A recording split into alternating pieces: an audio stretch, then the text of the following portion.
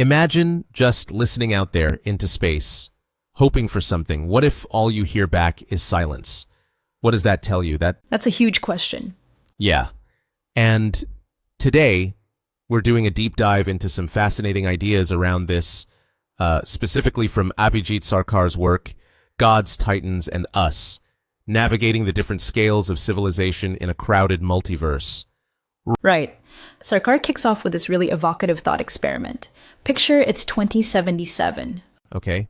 And a rebuilt Arecibo picks up this signal, not just noise, but deeply structured, coming from Andromeda. He calls it the Andromeda Serenade. Wow, so like patterns, math? Well, exactly. Things like prime numbers, hydrogen frequency info, clear signs it was deliberately sent. You know, proof. Proof that intelligent life existed. So, okay, the silence is broken in this scenario, but wait, that actually makes the current silence, the one we experience, even weirder, doesn't it? Precisely. If they were there, why haven't we heard from others?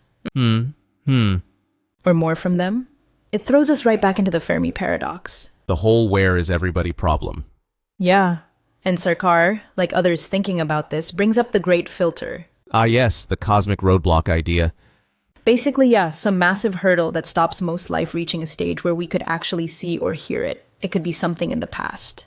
Meaning life like us is just super rare. Maybe, or the filter could be ahead of us. A future challenge that most civilizations just don't survive. A looming danger. And to gauge those stages, Sarkar uses the Kardashev scale, right? Measuring civilizations by energy use. That's the one. We're down in type 0 using just, a fraction of Earth's energy. Sarkar puts us around 0.7, still very reliant on fossil fuels and finite stuff. Okay, 0.7. Then type what, Ryan? Type I has mastered its whole planet's energy. Then type 2 controls its entire star. Think Dyson spheres, maybe. Right, capturing all that solar output. And type 3, that's galactic scale energy control. And Sarkar doesn't stop there. He talked about titans and even gods operating on universal or multiversal energy scale. Whoa, gods, titans, and us. Okay, I see the title connection now. So how does this massive scale help explain the silence we hear? Well, maybe getting to type 2 or 3 is the great filter. Just incredibly hard, so they're rare. Or maybe they are out there, these titans or whatever. But we can't hear them? Exactly. They might be using communication methods totally beyond us. Complex neutrino signals, gravitational waves. Sarkar speculates it might sound like a faint cosmic hum to us. Something we just filter out as noise. Or maybe they're deliberately quiet. That's another possibility he touches on. The dark forest idea, maybe broadcasting your existence is just too risky. Or the zoo hypothesis, perhaps.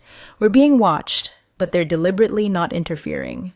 Like a cosmic nature preserve? Sort of, yeah. And then there's the whole multiverse angle. Yeah. Which is really mind-bending. You mean other universes? Yes. Ideas like eternal inflation or the many worlds interpretation of quantum mechanics. They suggest our universe could be one of countless others, so maybe intelligence is common, just not here. Other realities we can't interact with. So the silence isn't emptiness, it's just the sound of our universe separated from others. It's one interpretation, yeah. The cosmic choir might be huge, but we're only hearing the voices in our own room, so to speak. Okay, let's pull back to us. Like the title says, humanity type 0.7. What's Sarkar's take on our situation right now? He really emphasizes our current vulnerability, our dependence on finite resources, sure, but also the risks we're creating ourselves. The anthropogenic existential risks. Right. Climate change, nuclear war, designer pandemics, maybe runaway AI.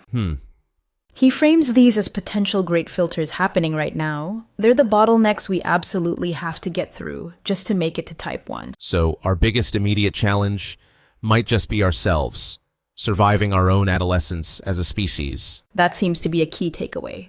This journey from that fictional signal from Andromeda through these vast Kardashev scales kind of leads back to Earth and the filters potentially right in front of us. So the silence, it could mean the filter is hard, or aliens communicate differently, or they're hiding, or they're in other universes, lots of possibilities. It's less of an answer, more of a deep echoing question, really. Makes you think, doesn't it? Sitting here at Type S7, facing these huge challenges, what does our struggle towards type O even mean on this grand scale? And, does this little spark of sapience we have, flawed as it is, hold any special value in this potentially vast, ancient, and maybe crowded cosmos? Something to ponder.